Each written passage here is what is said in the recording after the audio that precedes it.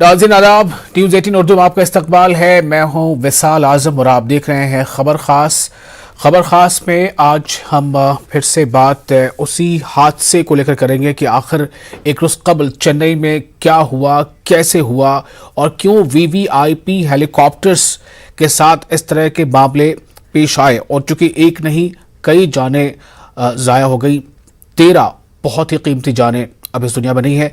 General Bipin Rawat का भी नाम शामिल है। वो तमाम लोग अब अपने आखिरी सफर पर निकल पड़े हैं। इसी बीच जो जानकारी आ रही है उसके मुताबिक वेलिंगटन में आज बाज़ाब्ता तमाम लोगों को खराज अकीदत पेश किया गया। और उसके बाद ये सवाल अब बार बार ये हो रहा है कि आखिर कैसे ये सब कुछ हो गया। लोगों के जहन में सवाल है, लोग इस पर यकीन ही नहीं कर पा रहे हैं कि जनरल बिपिन रावत, उनकी अहलिया और उनके साथ और जो कीमती जानें ज़ाया हुई है, ये सब लोग कैसे आखिर एक झटके में हमसे दूर होते चले गए। क्या ऐसे हालात पैदा हो गए थे। और चूंकि जनरल बिपिन रावत न सिर्फ हिंदुस्तानी फौज के सरबराह रह चुके थे, बल्कि जो तीनों हमारे फौज है, तीनों जो अफवाज हैं उसके ये यानी कि हम ये कह सकते हैं कि डिफेंस का जो पूरा सिस्टम है उसके आला तरीन ओहदे पर वो फायज थे। ऐसे में उनके साथ जो तजुर्बा था, उनके जहन में जो प्लानिंग थी, जो उनकी दूरअंदेशी थी मुल्क के दिफा को लेकर, इन सब चीज़ों का, उन तमाम सोच का अचानक हमारे मुल्क से इस बात का चला जाना एक बहुत बड़ा अलमिया है, बहुत गहरे दुख की बात है। इसी बीच खबर ये आ रही है कि पालम एयरपोर्ट पर दिल्ली में तमाम तरह की तैयारियां मुकम्मल कर ली गई हैं। यह भी खबर आ रही है कि वज़ीर आज़म भी पालम एयरपोर्ट जा सकते हैं, उनके हमरा वज़ीर दिफा भी हो सकते हैं। तो अगले आधे घंटे हम इसी पर लगातार गुफ्तगू करेंगे। तो हम बता दें आपको कि हमारे साथ इस पूरी बातचीत में शामिल होंगे हमारे नुमाइंदे खुर्रम शहजाद दिल्ली से, और कॉलोनल शवदान सिंह हमारे साथ होंगे जो डिफेंस एक्सपर्ट हैं। हम उनसे गुफ्तगू करेंगे। हमने कुछ और डिफेंस एक्सपर्ट को अपने इस मुबाहिसे के लिए मदऊ किया है। उनमें कमांडोर जीजे सिंह का नाम है और डिफेंस एक्सपर्ट विंग कमांडोर अनुमा आचार्य भी हमारे साथ होंगी। मैं सबसे पहले अपने नुमाइंदे खुर्रम के पास जाना चाहूँगा। खुर्रम, मैं ये जानना चाहता हूँ कि इस वक्त हमारे नाज़रीन को आप बताएं कि क्या तफसीलात मिल रही है, पालम एयरपोर्ट पर किस तरह की तैयारी है, कितना दुख का ये मौका तो बहरहाल है ही। लोगों के जहन में ये सवाल बार बार आ रहा है कि आखिर ये हेलीकॉप्टर जो कि वीवीआईपी हेलीकॉप्टर था, कई लेवल पर इसकी सिक्योरिटी का इंतज़ाम होता है, इसकी सेफ्टी का इंतज़ाम होता है, तो ये कैसे क्रैश हो गया, इस पर तो हम गुफ्तगू करेंगे ही अपने मेहमानाने खुसूसी से। मैं आपको बता दें कि अनुमा आचार्य भी हमारे साथ जुड़ चुकी हैं, डिफेंस एक्सपर्ट। अनुमा आचार्य, आपका बहुत इस्तकबाल है। और अनुमा जो है वो कांग्रेस के तर्जुमान भी हैं, और कॉलोनल शवदान सिंह भी हमारे साथ जुड़ चुके हैं, आपका भी बहुत इस्तकबाल है। खुर्रम, हमें जरा पहले इसकी तफसील बताएं कि क्या तैयारी कुछ है दिल्ली में पालम एयरपोर्ट पर, कब तक इंतजार हो रहा है। विशाल, देखिए, बहुत ही दुख का मौका है और पार्लियामेंट से लेकर के जहां पर जो पूरा एक तरीके से लुटियन जोन है उसके अंदर सन्नाटा पसरा रहा। हर जगह पर वीआईपी सिक्योरिटी की गाड़ियां जो हैं वो मौजूद रहें, वीआईपी पर्सनल के लिए सिक्योरिटी का इंतज़ाम रहा। और इसी के साथ साथ जो जहां पर जनरल बिपिन रावत का घर है कामराज मार्ग पर, वहां पर मीडिया के लोग रहे और वहां पर आना जाना लगा रहा। लेकिन अभी जो हमें तफसीलात मिल रही हैं, जिस तरीके से पालम एयरपोर्ट पर जज़्द खाकी है जनरल बिपिन रावत और जो हमारे दूसरे जवान हैं, दूसरे अफसरान हैं, वो उनका जज़्द खाकी जब वहाँ पर पहुँचना है वो तकरीबन 7 बजे के आसपास पहुँच सकता है। तमाम तरह की तैयारियाँ मुकम्मल की गई हैं, सिक्योरिटी बढ़ा दी गई है। और बताया जा रहा है जहाँ पर वज़ीर दिफा राजनाथ सिंह रहेंगे, NSA अजीत डोभाल रहेंगे, अजय भट्ट रहेंगे जो वज़ीर ममलकत हैं वज़ारत दिफा के, और उसी के साथ साथ वज़ीर आज़म नरेंद्र मोदी भी वहाँ पर जो खराज अक़ीदत के लिए तकरीब होनी है वहाँ पर वो ख़ुद भी शामिल हो सकते हैं। तो इस तरह की ख़बर हमारे पास आ रही है। लेकिन अभी जो तकरीबन 7 बजे के आसपास की बात की जा रही है, हालांकि इससे पहले बताया गया था कि 4 बजे तक दिल्ली पहुंचेंगे, लेकिन मौसम ख़राब होने की वजह से वेलिंगटन से सोलर बेस रोड के ज़रिए से जो हमारे जज़्द खाकी हैं उनको ले जाया गया और फिर वहां से एक स्पेशल फ़्लाइट के ज़रिए दिल्ली के पालम एयरपोर्ट पर तमाम जवानों, तमाम अफसरान, जनरल बिपिन रावत और उनकी अहलिया का जज़्द खाकी यहाँ पर पहुँचेगा और उनको उनका मान सम्मान और उनका जिस तरह से वक़ार है वो पुरवक़ार तकरीब होगी और वहाँ पर उनको खिराज तहसीन जो है पेश किया जाना है। विशाल जी, खुद आप हमारे साथ बने रहे। इस वक्त हमारे साथ विंग कमांडर अनुमा आचार्य अभी जुड़ चुकी हैं और साथ ही कॉलोनल शिवदान सिंह हैं। मैं अनुमा आपके पास आना चाहूँगा। मैं ये जानना चाहता हूँ अनुमा कि एक तो ये कि इस पर हम लोग कल से ही काफ़ी गुफ्तगू कर रहे हैं और अलग अलग तरह की तस्वीर हमारे पास हैं, चेन्नई से लेकर वेलिंगटन से लेकर फिर अब जिस तरह से जो ताज़ा तस्वीर आप स्क्रीन पर देख रहे हैं वो तमाम तस्वीरें हम चाहेंगे कि हम स्क्रीन पर एक एक कर दिखाएं। और अनुमा, सवाल लोगों के जहन में बार बार यही आ रहा है कि आखिर ऐसा कैसे हो गया। और मैं भी यही सवाल फिर से एक बार आपके सामने रखना चाहूंगा कि चूंकि वीवीआईपी जो है ये हेलीकॉप्टर था और कई लेवल पर इसकी सिक्योरिटी होती है, इसका चेक होता है, बहुत खास चंद लोग होते हैं जो इसे टेक ऑफ कराते हैं, कैसे ये हो गया अनुमा? विशाल जी, वैसे तो सारी चीजें उभर के सामने आएंगी कोर्ट ऑफ इंक्वायरी के बाद, लेकिन इस समय इसे केवल बहुत दुर्भाग्यपूर्ण कहा जा सकता है क्योंकि इस तरह की घटनाएं कभी बहुत बहुत बरसों में एक होती है जिसमें एक वीवीआईपी एयरक्राफ्ट के साथ ऐसा हो। अब आप देखेंगे कई जगहों पर हम अलग अलग किस्म की न्यूज सुन रहे हैं। कोई कहता है पहले एयरक्राफ्ट में आग लगी, उसके बाद उसको नीचे गिरते देखा गया। कुछ लोगों का ये मानना है कि टेल ब्लेड है वो अटक गया किसी पेड़ के साथ। तो अलग अलग थ्योरी लोग बाग लगा रहे हैं, लेकिन सबसे बेहतर मैं ये मानती हूँ कि हमको कोर्ट ऑफ इंक्वायरी के लिए उसकी रिपोर्ट के लिए वेट करना बहुत जरूरी है, क्योंकि नहीं तो इस तरह से कॉन्स्पिरेसी थ्योरी जन्म लेती है और उस पर हमको नहीं जाना चाहिए। जी, ओके। और मैं जरा आप लोगों की इजाजत से राजनाथ सिंह जो वजीर दिफा है उन्होंने जो आज पार्लियामेंट को जब ब्रीफ किया था, पार्लियामेंट में जो उन्होंने कहा है उसे जरा सुनते हैं एक बार फिर। हमारे नाज़रीन के लिए, जो लोग अब तक नहीं सुन पाए हैं उनके लिए भी ये एक अहम बात होगी। राजनाथ सिंह वजीर दिफा ने पार्लियामेंट में इस हादसे पर क्या कहा था, ये सुनाते हैं। आज मैं बड़े दुख और भारी मन से 8 दिसंबर 2021 की दोपहर में हुई मिलिट्री हेलीकॉप्टर, जिसमें भारत के प्रथम chief of defence staff general Bipin Rawat, उनकी धर्मपत्नी एवं 12 अन्य सवार थे, की दुर्घटना के दुर्भाग्यपूर्ण समाचार से अवगत कराने के लिए आप सबके बीच खड़ा हुआ हूं। General Bipin Rawat defence services staff college Wellington के स्टूडेंट ऑफिसर से इंटरेक्ट करने के लिए अपने एक शेड्यूल्ड विजिट पर थे। प्राप्त जानकारी के अनुसार उस हेलीकॉप्टर में सवार कुल 14 लोगों में से 13 लोगों की मृत्यु हो गई। सभी पार्थिव शरीर को आज शाम तक इंडियन एयरफोर्स प्लेन से दिल्ली लाया जाएगा। Group captain Varun Singh Wellington के मिलिट्री हॉस्पिटल में लाइफ सपोर्ट पर हैं और उन्हें बचाने के हर संभव प्रयास किए जा रहे हैं। इस दुर्घटना के संबंध में इंडियन एयरफोर्स द्वारा एयर मार्शल मानवेंद्र सिंह की अध्यक्षता में एक ट्राई सर्विस इंक्वायरी के भी आदेश दे दिए गए हैं। इंक्वायरी टीम के ऑफिसर्स ने कल ही वेलिंगटन पहुंचकर अपना कार्य भी प्रारंभ कर दिया है। चीफ ऑफ डिफेंस स्टाफ का अंतिम संस्कार फुल मिलिट्री ऑनर्स के साथ किया जाएगा और अन्य सभी मिलिट्री पर्सनल का अंतिम संस्कार भी एप्रोप्रिएट मिलिट्री ऑनर के साथ किया जाएगा।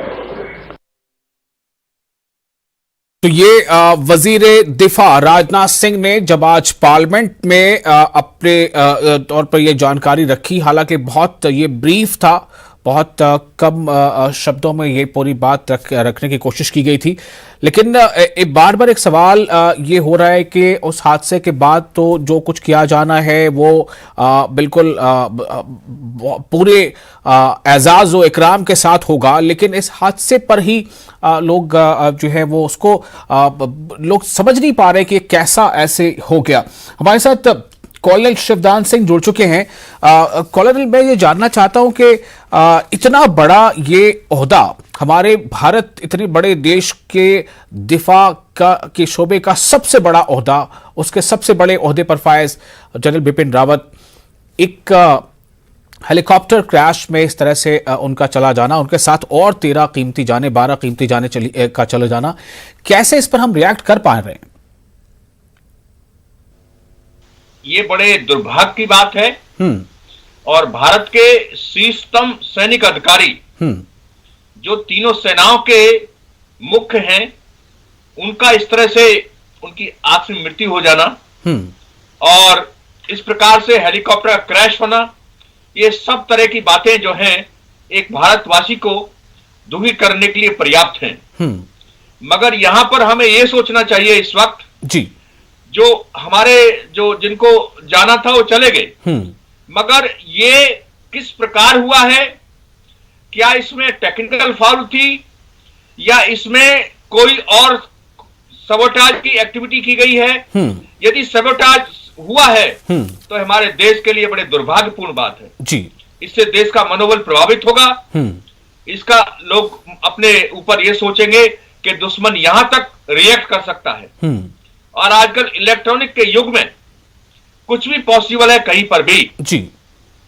तो यही है कि आज के समय में सबसे पहले ये एस्टेब्लिश होना चाहिए कि ये घटना किस प्रकार से हुई है।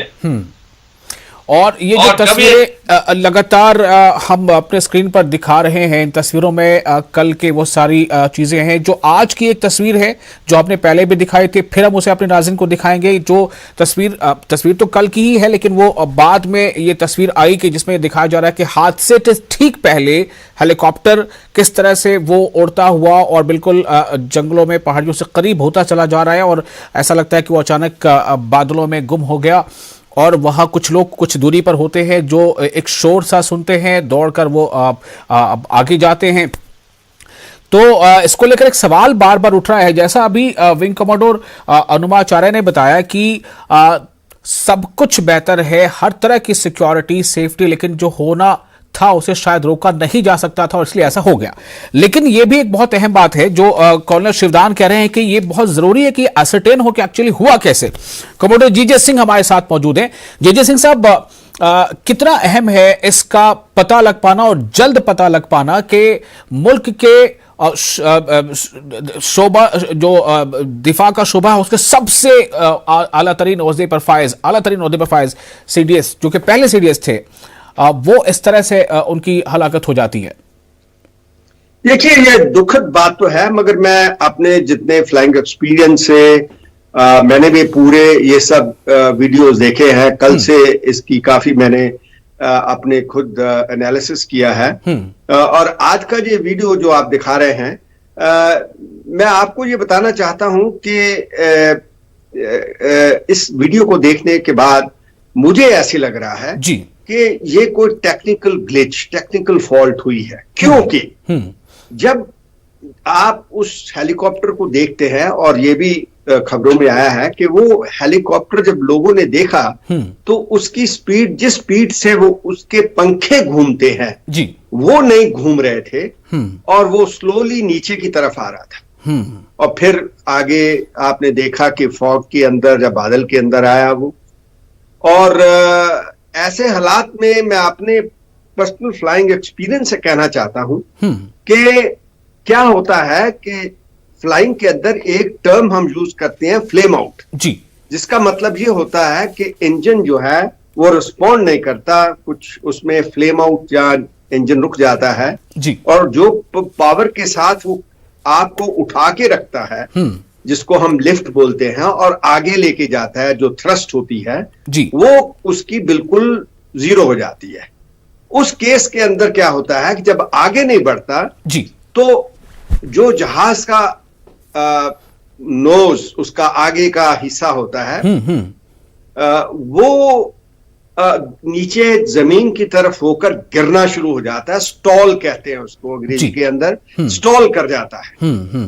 तो मुझे ऐसे लग रहा है कि इसके अंदर जब वो आ रहे थे, क्योंकि जो हेलीकॉप्टर के पायलट हैं वो बिल्कुल बहुत प्रोफेशनल नंबर 1 पायलट थे अपने इंडियन एयरफोर्स के, और उनको चलाने वाले भी कमांडिंग ऑफिसर थे सी स्क्वाड्रन के। तो इसमें तो कोई दो राय नहीं कि वो बेस्ट पर्सन थे जो इसको उड़ा रहे थे जी। और इसमें कोई शक नहीं कि इसके पूरी चेकअप की गई होगी पहले। मगर क्या होता है कि फ्लाइंग मशीन है, ये मशीन में कभी भी बहुत बढ़िया से बढ़िया स्पेस है क्राफ्ट के अंदर।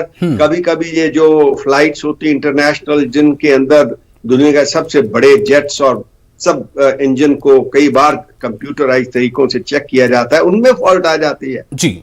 तो कुछ ऐसे हुआ और वो स्टॉल किया और वो अपने नाक के ऊपर, नोज के ऊपर या हेड के ऊपर आके नीचे पहले पेड़ों में लगा और फिर वो जमीन पे लगा। अब इसको मैं जोड़ना चाहता हूं तस्वीरों से जी। अभी आप कोई पैनलिस्ट कह रहे थे कि उसकी टेल बची, उसका बाकी हिस्सा जो था वो बिल्कुल जल गया।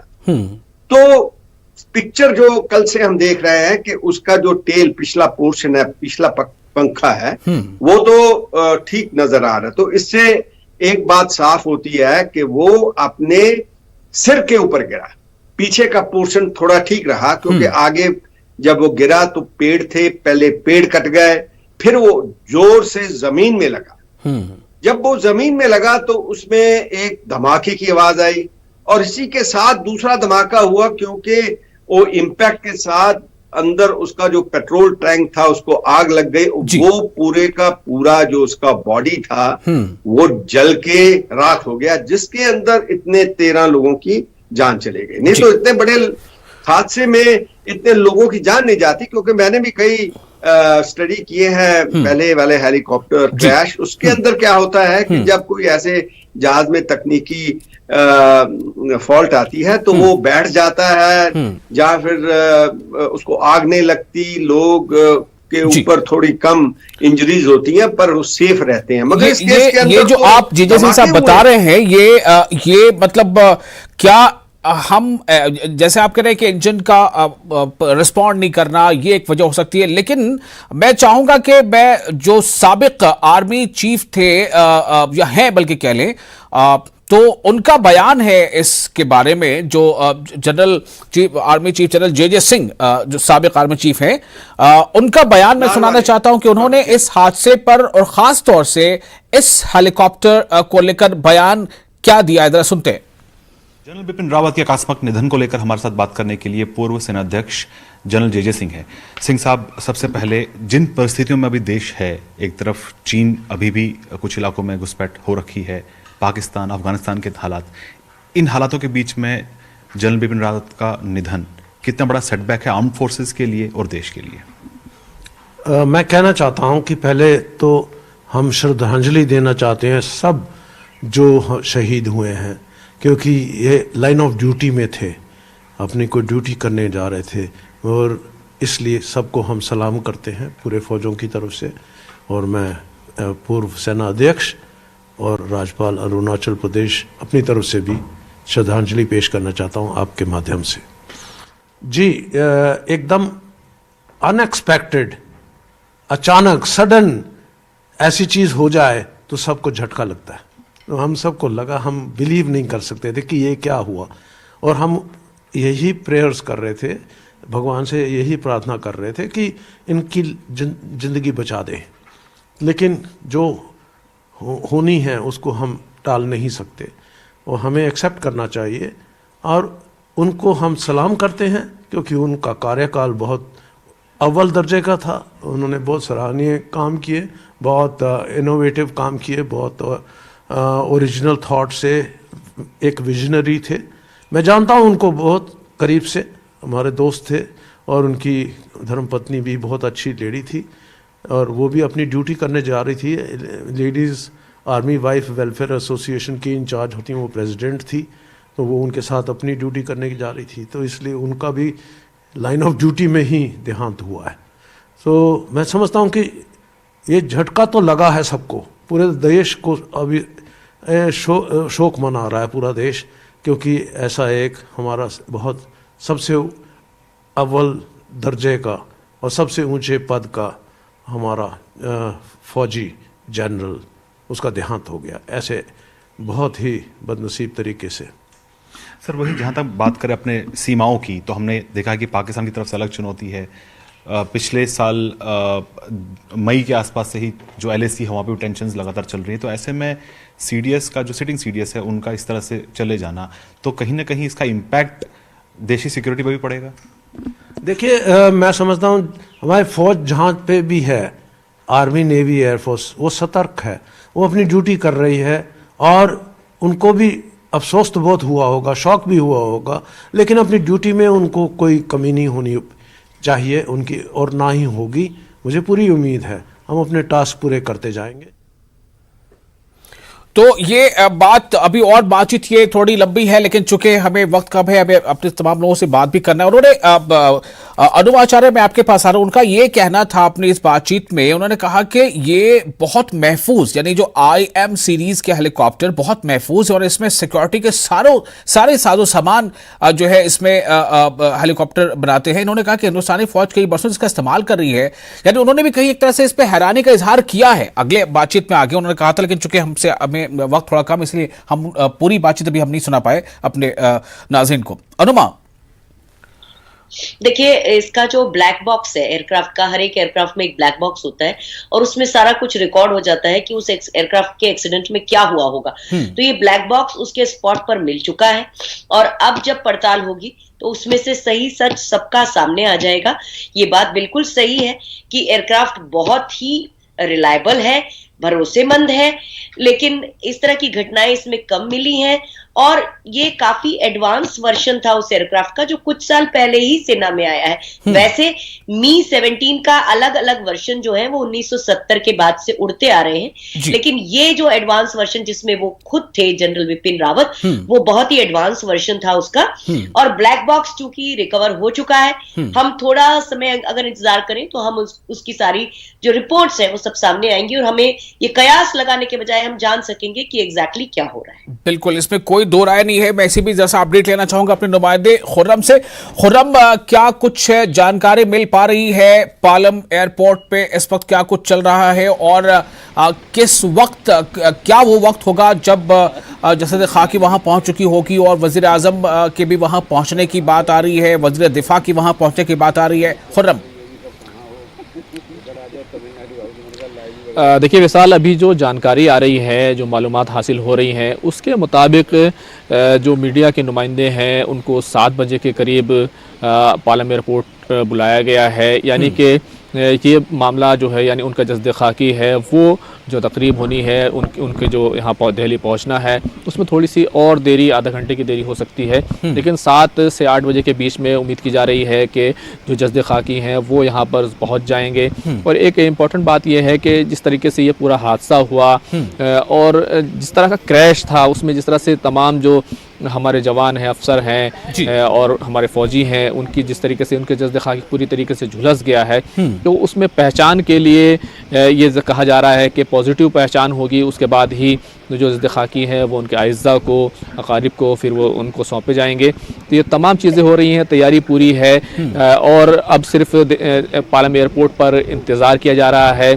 थोड़ी देर पहले ही खबर आई है कि राहुल गांधी भी जो है जाने वाले हैं, जनरल विपिन रावत के घर जाने वाले हैं, वो अपनी तरफ से अपने जज्बात का वहाँ पर इजहार करेंगे। और सबसे बड़ी बात यह है कि खुद वज़ीर आज़म नरेंद्र मोदी जो हैं वो पालम एयरपोर्ट वो खुद भी वहाँ मौजूद हो सकते हैं। मैं वक्त कम रह गया, मैं एक और सवाल करना चाहूंगा शिवदान साहब से। कर्नल शिवदान हमारे साथ मौजूद है। शिवदान साहब, अब सवाल ये पैदा होता है कि ठीक है, यहाँ तक जो बात आई, जैसा अनुमा कह रही है कि ब्लैक बॉक्स मिल गया है, उससे शायद इस राज का इंकशाफ हो जाए कि आखिर वजह क्या रही होगी, क्या कुछ हुआ होगा। लेकिन जो तस्वीरें हैं वो कई सवाल खड़े कर रही हैं और बहुत ही अपने तजुर्बे के बुनियाद पर जीजे सिंह साहब ने बहुत जो उन्हें समझ में आया, उन्होंने अपने एक रीज़न बताया है कि शायद ये हुआ होगा। मैं आपसे जानना चाहता हूं कि अगला सवाल ये है, जिंदगी चलते रहने का नाम है, अगला CDS कौन होगा? किसमें ये अहलियत आपको नजर आती है? आपके नजरिए से इसका जवाब क्या है?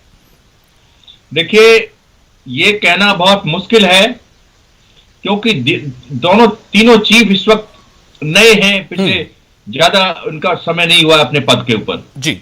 जनरल इस पद पर पहले CDS जनरल बिपिन रावत बने और उन्होंने देश को अपने सेना अध्यक्ष के रूप में, मतलब आर्मी के हेड के रूप में अपनी कैपेबिलिटी पूरे देश को दिखा चुके हैं वो।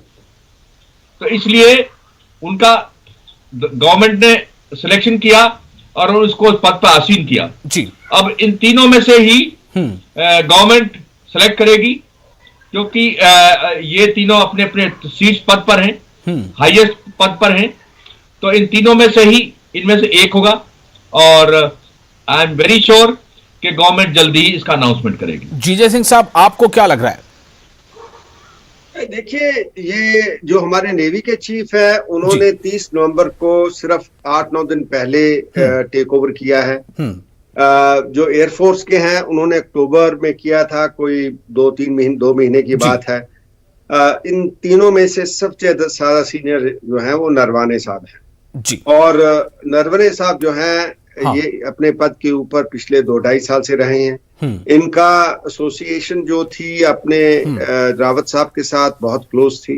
इनका इनसाइट जो अंदरूनी दृश्य है वो काफी साफ था। तो ये आपका ऐसा लगता है आपको, और तजुर्बे और अंदाज के बुनियाद पे ऐसा लगता है कि शायद इन्हें प्रेफर किया जाए, लेकिन चूंकि बड़ा अहम सवाल है, जिंदगी चलते रहने का ही नाम है और इतना अहम ये ओहदा है वो खाली नहीं रह सकता, तो ये सवाल का जवाब भी शायद मुल्क की आवाम जल्द से जल्द जानना चाहेगी कि अगला CDS कौन।